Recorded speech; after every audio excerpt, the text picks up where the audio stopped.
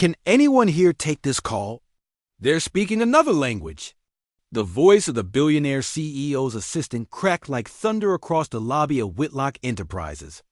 Phones rang, executives whispered nervously, but nobody stepped forward.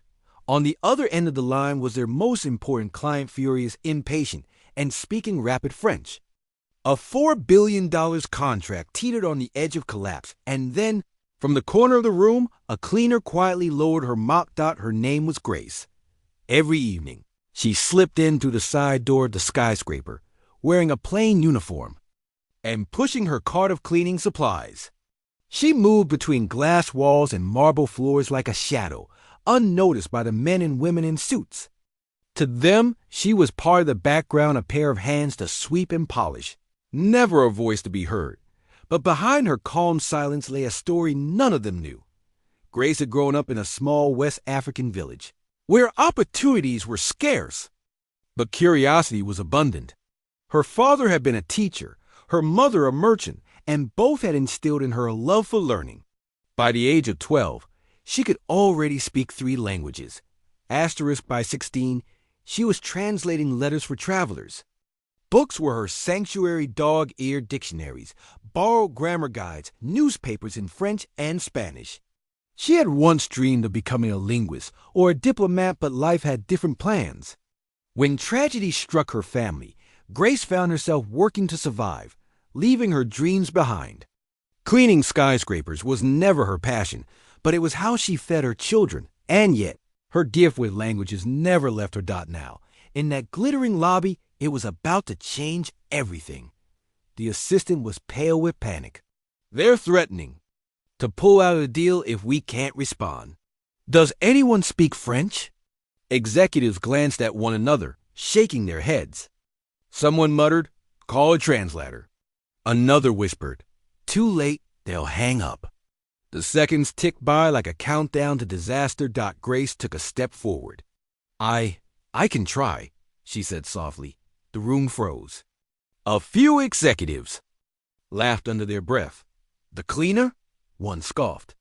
"This is billions of dollars. We can't hand it to her." But the assistant, drowning in desperation, shoved the phone toward her. "Please, do something." Grace lifted the receiver to her ear, and in an instant, the atmosphere shifted. Her voice poured out in smooth, flawless French. "Bonsoir, monsieur. Je suis ici pour vous aider. Dites-moi vos inquiétudes." "Good evening, sir. I am here to help. Tell me your concerns." On the other end, the furious tone softened. The client, shocked to finally be understood, launched into details.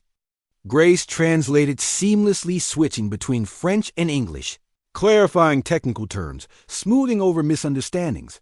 The executive sat frozen, mouths open, as she carried the weight of the entire deal in her calm, confident voice. For every concern, she offered reassurance. For every hesitation, she built trust. And then Richard Whitlock, the billionaire CEO himself, emerged from his glass-walled office.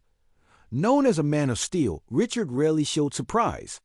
But when he saw his cleaner holding the line, saving his biggest client with nothing but words, he stopped in his tracks. Minutes stretched like hours. Finally, Grace set the phone down gently. "They've agreed to continue," she said simply. They only wanted reassurance in their own language. The room erupted. Executives who had doubted her sat speechless. The assistant exhaled like he had been holding his breath for years. And Richard Whitlock? He simply stared at Grace, not as a cleaner, but as the woman who had just saved his empire. The next morning, Richard called her into his office. For Grace, stepping into that room felt like walking into another world. "Why didn't you tell anyone you could do this?" he asked, his voice sharp but curious. Grace lowered her eyes. "Because no one ever asked. 6 simple words and they cut. Deeper than any billion-dollar deal.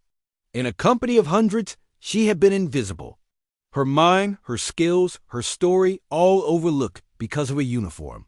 From that day forward, Grace's life changed. She never picked up another mop. Instead, she was placed at a polished desk with a headset, her new title International Liaison for Whitlock Enterprises.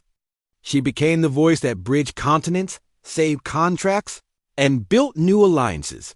Richard Whitlock often told her story, not as a tale of business success, but as a reminder, never underestimate the people around you. Sometimes the person you overlook is the one holding the key to everything Doc Gray still clean, but no longer skyscraper floors. She cleaned away barriers between nations, cultures, and voices. And in her children's eyes, she became not just a survivor, but a hero.